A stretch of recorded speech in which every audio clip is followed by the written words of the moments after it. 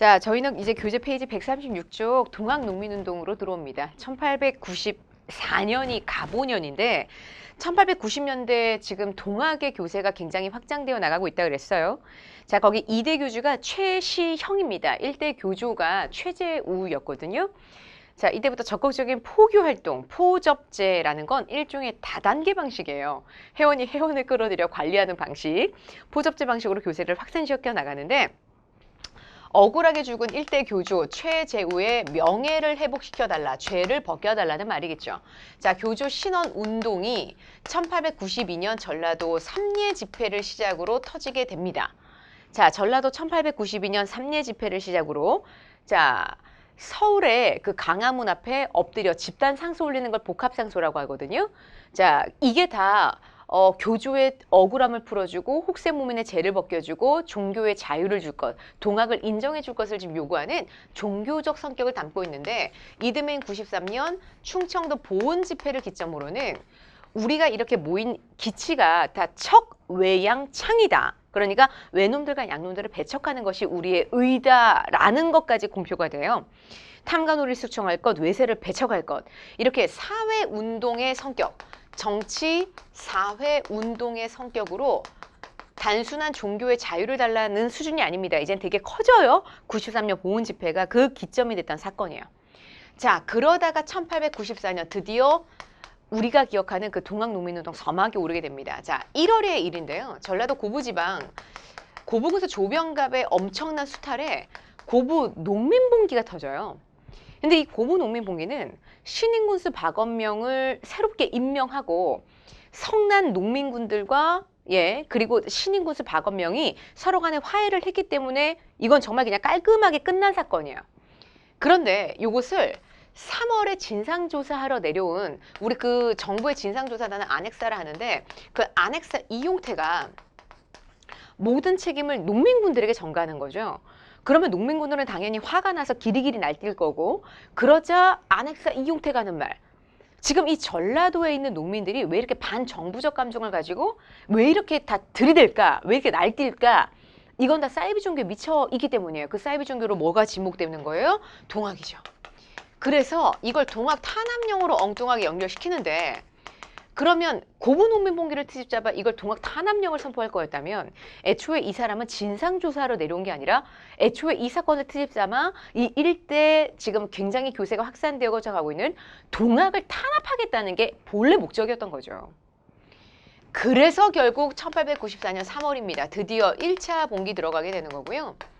이건 전라도 세력 남접주도고 녹두장군 그 전봉준이 남접의 대접주였어요. 그래서 전봉준이 주도하는 1차 봉기가 드디어 시작이 되는데 4대 강령 발표될 거예요. 그 4대 강령이 그 아래 소개되어져 있습니다. 여기에 바로 보국안민, 나라를 보호하고 사람을 편안하게, 그리고 제폭구민, 그러니까 폭정으로부터 폭정을 제어하고 사람들을 구한다라는 의미겠죠. 이런 제폭구민과 보국안민의 정신이 이제 깃들여져 있는데 여기서부터 제가 누른 밭 푸른 밭 갈게요. 이 동학농민운동의 순서는 이거 순서 배열이 중요한데 자, 누른 밭 푸른 밭 이렇게 되겠습니다. 누른 밭 푸른 밭 누른 밭 푸른 밭. 전라도 정읍의 옛날 이름이 황토현이에요. 그리고 전라도 장성의 옛날 이름이 황룡촌인데 이렇게 황자 들어가는 옛날 지명이 많죠. 왜냐면 전라도는 곡창지대가 워낙 넓어서 그런 옥토지대를 예전에는 누를 황자 이름 많이 돌림으로 썼으니까 잇따라 곳곳마다 점령하더니만 전라도 전주까지 점령해냅니다.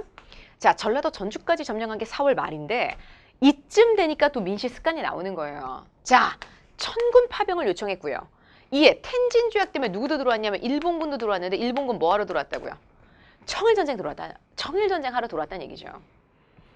자, 5월 5일에 청군이 아산만으로 상륙했고 5월 6일에 인천으로 뚫고 들어온 게 바로 일본입니다. 이렇게 외국 군대가 개입을 하려 하자 우리는 초토사 홍계훈과 전라도 농민들은 바로 화해를 하고 약속을 하며 1차 봉기 끝냅니다. 그러니까 내부적으로 교섭을 시도하기보다 외국 군대를 먼저 부르는 민씨의 못된 습관이 이를 되게 키운 거예요. 자, 전주에서 어떤 화해와 어떤 약속이 있었냐면 자체 개혁이 약속이 된 거예요. 그래서 전라도에는 53군데 집강소라는 자체개혁기구가 만들어져서 여기서 바로 동학농민군들이 꿈꿨던 패정개혁안이라는 게 발표가 됐다 이거죠.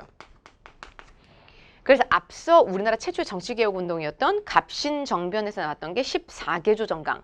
지금 10년 뒤 동학농민운동 때 나오고 있는 게 패정개혁안이라는 거 좀 비교해 보시면서 한편 서울에서도 이쯤 되니 개혁의 필요성을 느낍니다. 서울에서도 이쯤 되니 개혁의 필요성을 느껴서 스스로 만든 게 교정청인데 참고로 이거 만들면서 갑오개혁을 우리 시작해야 되니까 어머 청군, 일본군 미안한데 나가줄래? 하고 이제 얘기를 한단 말이에요. 나가겠어요? 특히 일본군이 나가겠냐고요. 일본은 어떻게든 청일전쟁을 일으키러 들어왔는데 어딜 나가요 나가기는. 계속 시간을 끌던 일본이 마침내 거의 7주 만인 6월 21일 전격적으로 경복궁을 딱 치고 들어갈 겁니다.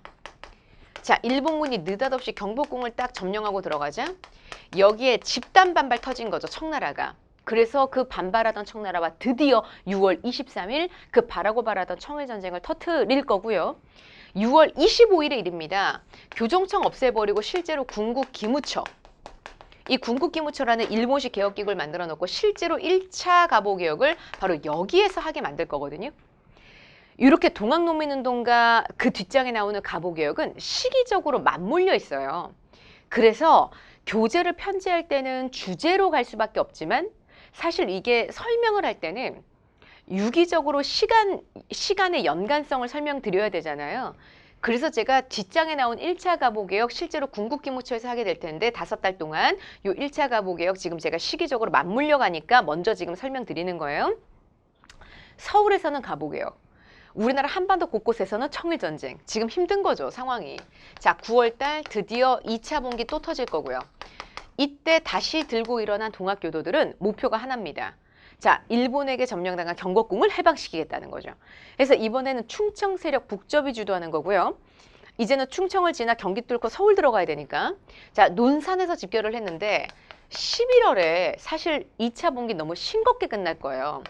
공주의 벽을 넘지 못합니다. 이 공주가 지역 문제로 많이 나와요. 예, 공주가 지역 문제로 많이 나와요. 그런데 저희 교재 진짜 10분 잘 활용해 보셔야 되는 게 하도 지역 문제가 잘 나오니까 제가 이런 사건들을 일목요연하게 255쪽 부록편에 제 나름대로 굉장히 신경 써서 잘 정리를 해놨어요. 나올 수 있는 지역 다요.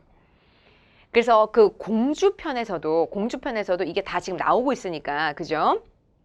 한번 보시고요. 공주편에서. 자, 이렇게 해서 바로 공주 우금치 전투에서 자, 패배예요. 일본군이 진압하러 왔는데 무슨 수로 이기겠습니까?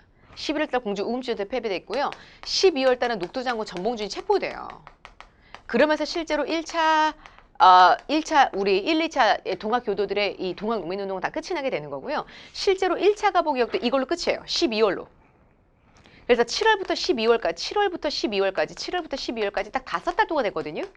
왜냐하면 이때부터 2차 갑오개혁으로 턴을 하는 이유는 2차 갑오개혁 때부터는 일본의 개입이라는 게 훨씬 더 많아져요. 일본의 개입이 훨씬 더 많아져. 왜냐하면 1차 갑오개혁 군국기무처를 만든 것도 사실은 일본식 개혁을 이끌기 위해서였지만 일본이 청일전쟁하느라 겁나 바빠서 사실은 2차 갑오개혁 때부터 좀 더 적극적인 개입을 할 겁니다.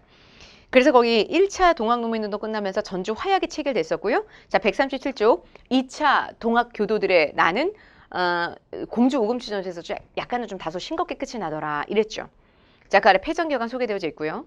그 굵은 글자 외와 통하는 자는 엄징하라. 이거 받아들여질 수 없겠죠. 그 다음 또 12조 토지는 평균하여 분작한다. 사실 이것도 받아들여지긴 힘들 거예요. 토지제도 개혁은 오로지 여기서만 주장이 되고 실제로 받아들여진 적은 없다라는 거. 자, 이제 두 번째 주제로 넘어가면 이게 갑오개혁과 을미개혁을 비교하는 건데 1차 갑오개혁은 군국기무처였죠. 5달 동안 진짜 많은 개혁을 해요.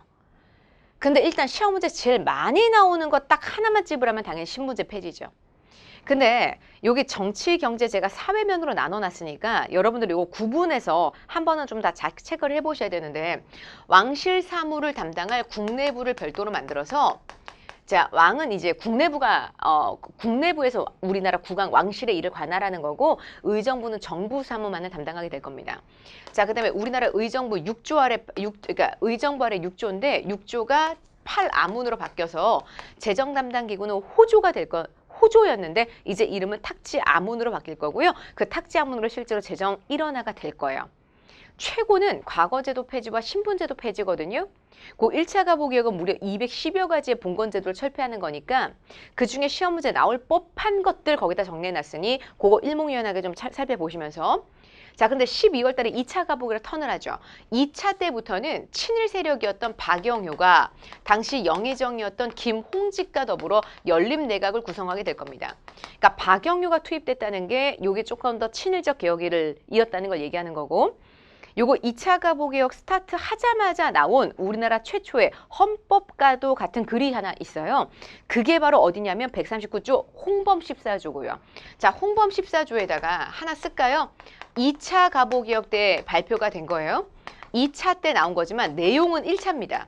이게 무슨 말이냐면 자, 우리나라 최초의 국정 14가지 기본 방향을 담은 우리나라 최초의 헌법 전문가도 같은 글이에요. 근데 이 홍범 14조가 발표된 타이밍이 2차 때 발표됐긴 하지만 2차가 스타트하면서 발표된 거기 때문에 내용 자체는 1차 내용을 담고 있다라는 거죠. 우리가 그걸 어떻게 할 수 있냐면 거기 홍범 14조 보시면 탁지아문이라는 말이 나오는데 그 탁지아문은 1차 가보개혁 때 나온 말이에요. 이후 탁지아문은요 2차 가보개혁 때 이름이 탁지부로 바뀔 겁니다. 그래서 거기 다시 왼쪽으로 넘어오시면 팔아문이 7부로 바뀐다는 거 보이시죠? 이게 탁지아문 탁지부로 바뀌거든요.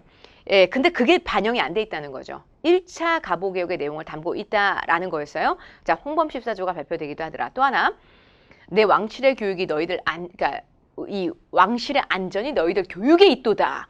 교육의 필요성을 매우 강조하는 인물이 바로 고종이에요. 그래서 고종이 주도해 바로 교육이 꼭 조서라는 글이 발표가 됐고요. 한성 사범학교가 설치되기도 하더라. 훨씬 더 일본의 개입이 많아졌던 게 2차 가보개혁. 근데 1895년 해가 바뀌잖아요. 드디어 3월 청일전쟁에서 완전히 승리한 일본이 시모노세키 조약이라는 걸 체결. 그래서 바로 청나라로부터 전쟁 배상금 2억량을 뜯어내는데 그 전쟁 배상금 2억량보다 더 중요한 게 바로 여기에요. 야오둥반도로 일본이 진출하게 됐다는 사실이죠. 그러니 시모노세키 조약이 우리나라 1910년 한일 병합보다도 15년 빨라요. 15년 빨리 벌써 대륙 진출에 성공한 게 바로 일본. 이때부터 청일전쟁의 승리는 일본 모든 인구를 다 전쟁 광신도로 만들어버려요. 아, 전쟁이 이렇게 재밌는 거구나. 자, 이 청일전쟁이 일본에게 안겨다 준 자신감이 이루 말할 수가 없는 그런 상황에서 지금 랴오둥반도 먹어가지고 기분이 막 째지는데 일본이요. 시베리아를 노리고 있는 러시아와 그 밑에 이권 독일이 갖고 있고 그 밑에 이권 프랑스가 갖고 있는데 요 세 개 나라가 자기들끼리 싸우는 것도 피 터져 죽겠는데 일본이 끼어드는 거 좋겠어요? 그러니 바로 이 세 개 나라가 그 유명한 4월입니다. 1895년 삼국 이런 걸 우리가 전문 용어로 다구리라고 하지 않던가요? 자, 삼국 간섭이라 그래요. 삼국 간섭. 삼국 간섭으로 결국에는 일본이 랴오둥을 못 먹어요. 토해요. 자, 가만히 이 상황을 지켜보고 있던 민 씨가 어머? 일본보다 러시아가 훨씬 세네요. 그래서 민 씨가 제일 먼저 한 게 친일 세력 박영효 잘라버리는 거예요. 친일 세력 박영효 잘라버렸어요. 박영효 잘라버리고 바로 3차 내각을 만드는 건데 그 3차 내각은 친러 내각이에요. 아니, 친러 정책으로 완전히 돌변한 거죠. 그러면 러시아에게 뺏기는 세력을 빨리 만회해야 되는 그런 촉박함. 그 일본은 친러 세력의 주범이었던 민 씨를 죽이는 거예요. 그게 바로 1895년 8월에 터진 을미사변이요. 을미사변이라는 끔찍한 만행을 저질러 놓고 다시 4차 내각. 그 4차 내각이 다시 친일 내각이고요. 다시 친일 내각을 만들어 놓고 나서 3차 을미개혁을 이어나가는 건데 그 을미개혁은 내용이 몇 개 없어요. 그 중에 진짜 제일 중요한 게 바로 단발령이 되겠습니다. 이 단발령이 가장 눈에 띄는 대목이고 이때부터 우리나라 역사상 최초로 태양력이 사용되거든요. 그 태양력, 양력 사용을 기념하는 연호가 건양 되겠습니다.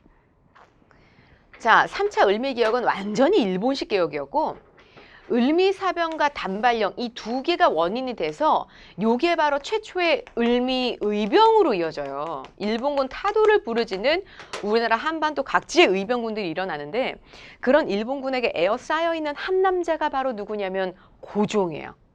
하루하루 정말 생명이 불안했던 그 고종이 1896년 2월이죠. 러시아 공사관으로 대피하더라. 우리 그걸 뭐라 그래요? 1896년 참고로 2월의 일이거든요. 러시아 공사관으로 대피하더라. 아관 파천 이러면서 단발령을 철회했거든요. 그래서 을미의병군들의 자진 해산을 유도했고요. 내각제도를 폐지했기 때문에 이로써 모든 개혁은 중단되게 되는 거예요. 자, 아간 파천으로 모든 개혁은 중단됩니다. 요 아간 파천이 터졌던 게 96년 2월이고 정확히 97년 2월에 돌아와요. 러시아 공사관 바로 옆에 덕수궁, 옛날 이름 경운궁이거든요. 거기로 환궁을 하는데 즉 아간 파천 기간이 길지는 않아요. 딱 1년. 근데 뼈 때리는 1년이라고 저는 봅니다.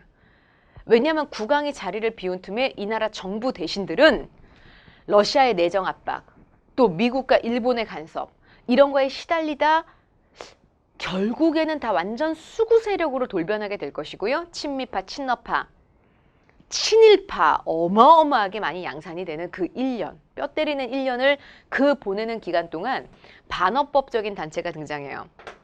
그게 요 사이 1896년 4월에 우리나라 최초로 민간신문 독립신문이 발행이 되고요.